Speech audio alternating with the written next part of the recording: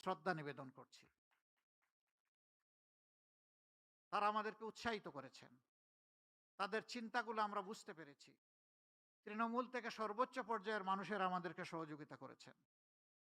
আমাদের যে ইশতেহার, এই ইশতেহার হবে ইনশাআল্লাহ জনবান্ধব, ব্যবসা বান্ধব, শান্তি বান্ধব, শৃঙ্খলা বান্ধব।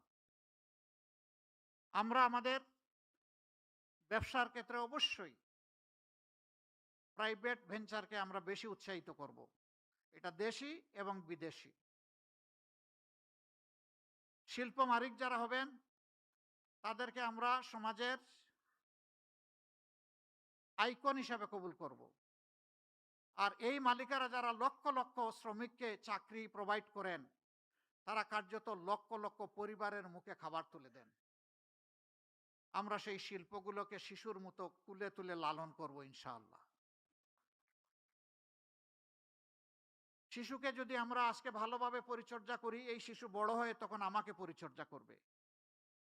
আমরা শিল্পকে এই কারণেই নিউবর্ন বেবির মতো আমরা নার্চার করব, যে তারাই আগামীতে ইনশাআল্লাহ এই দেশটাকে সুন্দরভাবে গড়ে দিবেন, আমাদের যুবক যুবতীদের হাতে কাজ তুলে দেবেন। এই ক্ষেত্রে আমাদের পলিসি হবে মালিক পক্ষ এবং শ্রমিক পক্ষকে মুখামুখি করা নয়, বরঞ্চ সমন্বয় করে হাতে হাত ধরে বুঝানো। শিল্প বাঁচাতে হলে শ্রমিককে বাঁচাতে হবে, আর শ্রমিকদেরকে বুঝাতে হবে যে যদি শিল্প বাঁচে তাহলে তুমিও বাঁচবা।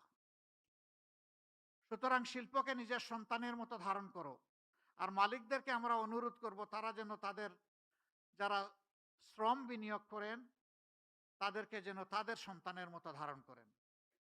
তারা একটুখানি সম্মান চায়, একটুখানি ভালোবাসা চায়, একটুখানি কর্মপরিবেশ চায়।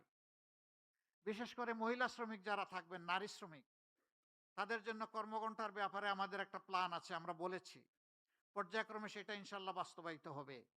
এটা যখন বললাম, কারো কারো কপালে চিন্তার ভাঁজ, আর কেউ কারো কারো উল্লাস, যে এই একটা ভালো পয়েন্ট পেয়েছি, এবার আর একটা মিসাইল মেরে দিব জামাত ইসলামের উপর।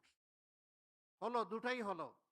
চিন্তার ভাঁজ, যারা ব্যবসা এবং শিল্পের মালিক তারা চিন্তা করেছেন 5 ঘন্টা কাজ করে যদি 8 ঘন্টার বেতন হয় তাইলে আমি পুষাবো কিভাবে? না, আপনি দিবেন কেন? তিনি যে কয় ঘন্টা এখানে শ্রম দিবেন সেই কয়েক ঘন্টার আপনি দিবেন, বাকিটা সরকারের দায়, সরকারকে দিতে হবে। মায়েরা সমাজ গড়ে দিবেন আর মায়েদেরকে এটুকু সম্মান আমরা দেখাবো না, এটা হতে পারে না। দুনিয়ার বহু দেশে এটা আছে। 6 ঘন্টা, 4 ঘন্টা, 5 ঘন্টা। অনেকে আওয়াজ তুললো, এমনিই নারীরা কর্মক্ষেত্রে সুযোগ পায় কম।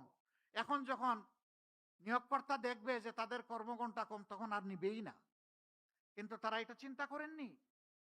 যখন একজন সন্তান সম্ভবা মা, এরপরে যখন তিনি সন্তানকে জন্ম দেন, তার লালন পালন করেন, অনেক সময় 8 ঘন্টা কাজ করতে পারবেন না বলে পুরা চাকরিটাই ছেড়ে দেন। আমরা তো সেখানে তাদের জন্য সহজ করে দিচ্ছি, যাতে চাকরি তার ছাড়তে না হয়, ওটাও লেগে থাকবে, সন্তানও তার গায়ের তাকে সাথে জড়িয়ে থাকবে। এই দুইটার আমরা সমন্বয় ঘটাতে চাচ্ছি। 3 ঘন্টা বাকি যেটা থাকবে সেখানে কাজ থেমে থাকবে না। দুনিয়ার বহু দেশে আছে, পাবলিক অ্যান্ড প্রাইভেট, পিপিপি, সব জায়গায় পার্ট টাইম ওয়ার্কার নিয়োগ দেওয়া যায়। সেখানে মালিকরা দিবেন, আরো বেশি জব ক্রিয়েট হবে।